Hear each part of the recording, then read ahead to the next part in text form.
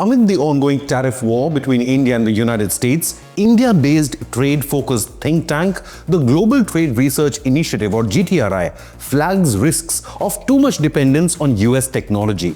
Cutting ties from US-controlled digital infrastructure. It says India should reduce ties on US-controlled digital infrastructure like European Union and China. Similar to these nations, India should aim at achieving digital sovereignty by making itself self-reliant in operating system, cloud, cybersecurity, and social media by 2030.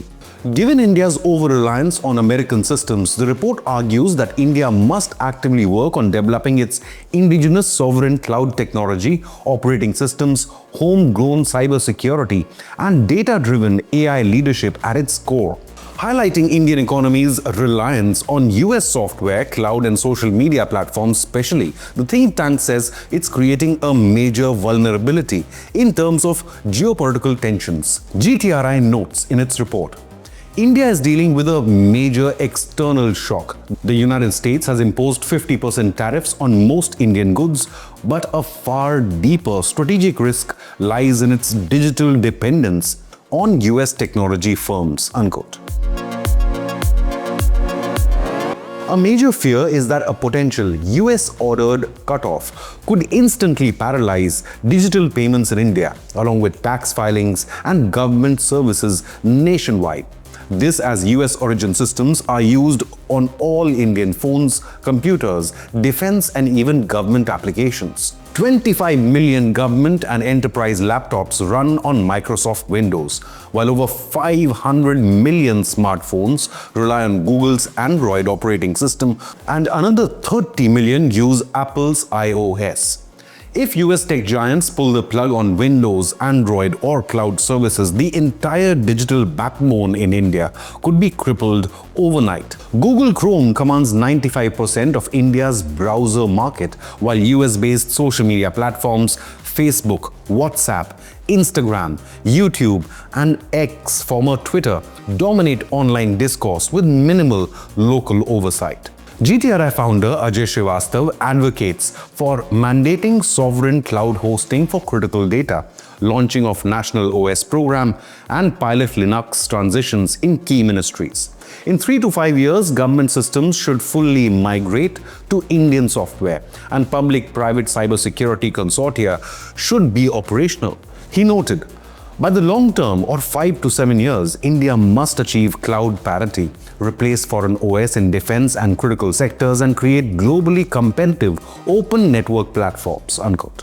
While raising hopes for a reset, India and the United States have held trade talks aimed at breaking the deadlock.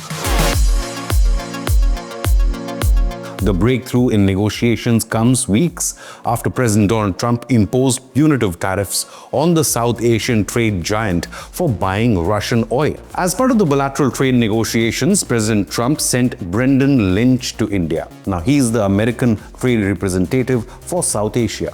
India's chief negotiator Rajesh Agarwal stated how the two countries will fast-track the talks, but explained that this is not an official round of negotiations, but it will definitely be a discussion on the trade talks and on trying to see how we can reach an agreement to break the deadlock between India and the US. Following the meeting, India's chief economic advisor announced that the US may remove 25% additional tariffs on India by the end of this November. V. Nageswaran stated, geopolitical circumstances may have led to the second 25% tariffs, but considering recent developments in the last couple of weeks, I do believe, I have no particular basis to say so, just my intuition, the penal tariffs won't be there beyond November 30th, unquote. Trade Ministry data released on the 15th of September showed India's exports to the US fell to $6.86 billion in August from $8.01 billion in July. India's total goods exports also fell to a 9-month low of $35.10 billion in August from $37.24 billion in July, in just a month. However, in a positive sign, India's trade deficit narrowed to $26.49 billion. However, a significant shift might be coming from the US side to break this deadlock, wherein Washington will not aim for sweeping access to India's mass market or the dairy sector, which is protected. A US official source was quoted in Business Standards saying that the US is focused on premium cheese exports such as blue-veined, artisanal or powdered cheese, which are typically consumed by a niche 2 to 5% of India's population. So a middle ground might be emerging on genetically modified or GM farm products as well.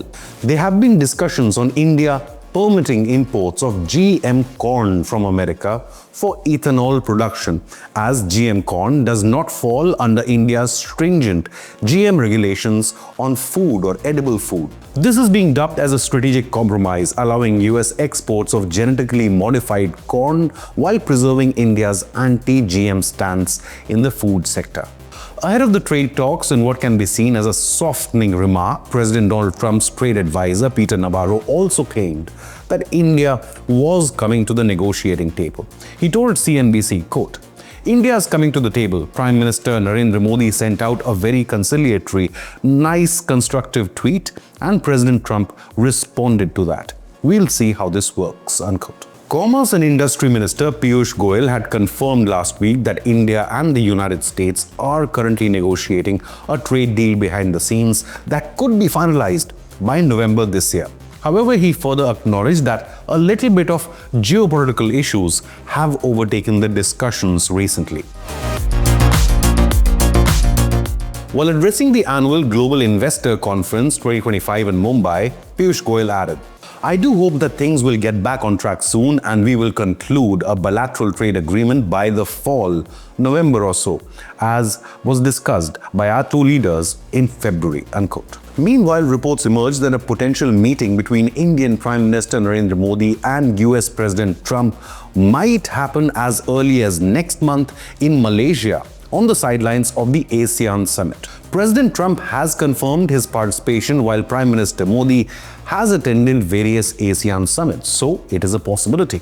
Ahead of the meeting, President Trump has softened his tone on India. The US President wished Prime Minister Modi on his 75th birthday and claimed, "I'm very close to India. I'm very close to the Prime Minister of India. I spoke to him the other day to wish him a happy birthday. We have a very good relationship." And he put out a beautiful statement too, unquote. While the easing of India-US trade tensions remains a priority, do you also agree that India must reduce its tech dependence on America? Leave a comment with your opinion, hit the like button, and subscribe to Inconnect News.